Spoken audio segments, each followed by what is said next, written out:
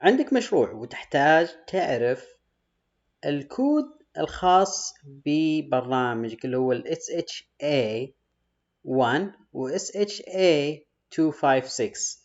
فأنت تحتاج إلى معرفة هذه الرقمين عشان تربطها مع الفاير بيس، وأيضا تفعل عدة خواص منها تسجيل الدخول عبر جوجل وفيسبوك وغيرها، وكذلك الرسائل النصية. طيب، كيف أن احنا نعرف هذا الرقم وكيف نبدأ نفعله؟ أول شيء احنا لازم نتأكد من رقم أو اسم الباندل تبع التطبيق، وهو احنا نروح الآن طبعا اللي بتكلم عنه اللي هو فلتر كوتلاين. فاحنا نروح الأندرويد اب سورس مين كوتلاين، وابدأ افتح جميع الملفات في هذا التسلسل إلى أن تصل إلى مين اكتيفيتي الأخير. هنا بتعرف اسم الباندل الخاص بتطبيقك، انسخه، روح على فايربيس، ومن المشروع الخاص فيك روح على بروجكت سيتنج، من بروجكت سيتنج انزل تحت اندرويد، نحط الباندل تبعنا. بعدها عندك الخيار هذا اوبشنال، عندك هذا الخيار اوبشنال، وسوي تسجيل للتطبيق. بعد ما تقوم بتسجيل التطبيق بيعطيك هذا الملف احفظه، ولما تيجي تحفظه سيف. كل اللي عليك انك انت تروح تنقل هذا الملف، نسحبه الى الاب. اوكي، overwrite. الان صار ملف جوجل سيرفيس جيسون موجود هنا، اللي هو اللي اعطانا الفاير بيس. نسوي نيكست، يعطيك بعض الاعدادات طبعا لازم تسويها وتتبعها اذا كان التطبيق عندك ما في هذه الاكواد مسبقا. كذا لازم انت تشغل التطبيق على هاتفك. طبعا من هنا من الاندرويد تبدأ تشغل التطبيق. لما تيجي تشغل التطبيق حيبدأ يكتشف هل هو تم التعرف عليه او لا. فبعدها اذا تم التعرف يطلع لك زر باللون الازرق، اضغط عليه. كذا احنا اتمينا اضافة الاب اي دي تبعنا، صار موجود. كل اللي نحتاج له الآن إن حنا نضيف الفينجر برينت اللي هو بصمة التطبيق، وال SHA-1 وال SHA-256. كيف نطلع هذه الرقمين؟ طبعا لازم إنك أنت تفعل شيء اسمه K-Tool على الجهاز الخاص فيك. الآن عشان نعرف ال SHA تبعنا لازم نروح على بناء التطبيق، سواء تبي APK أو App Bundle. عندك هذه الخيارين.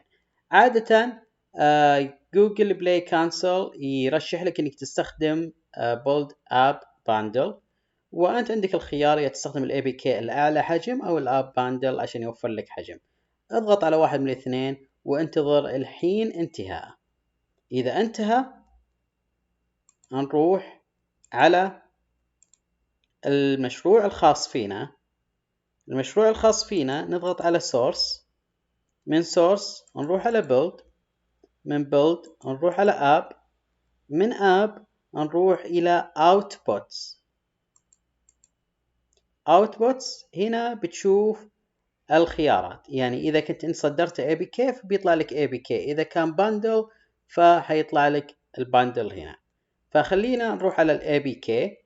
صار عندنا المشروع موجود كريليز، وهذا مشروعنا هنا اب ريليز. طيب كيف انا اطلع ال SHA تبعه؟ اجي اضغط على زر شيفت في الكيبورد، ثم اضغط الزر اليمين بالماوس واوبن باور شيل ويندو هير، ونكتب الامر التالي: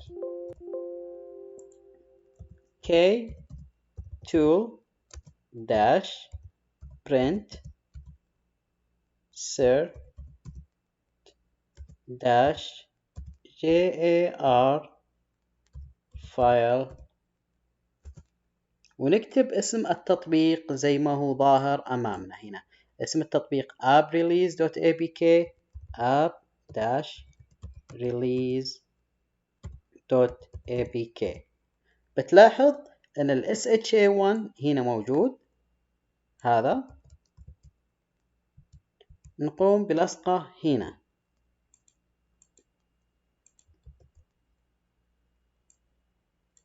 طبعا تتأكد أن ما في مسافات، في مسافة هنا حفظ. ونفس الشيء ننسخ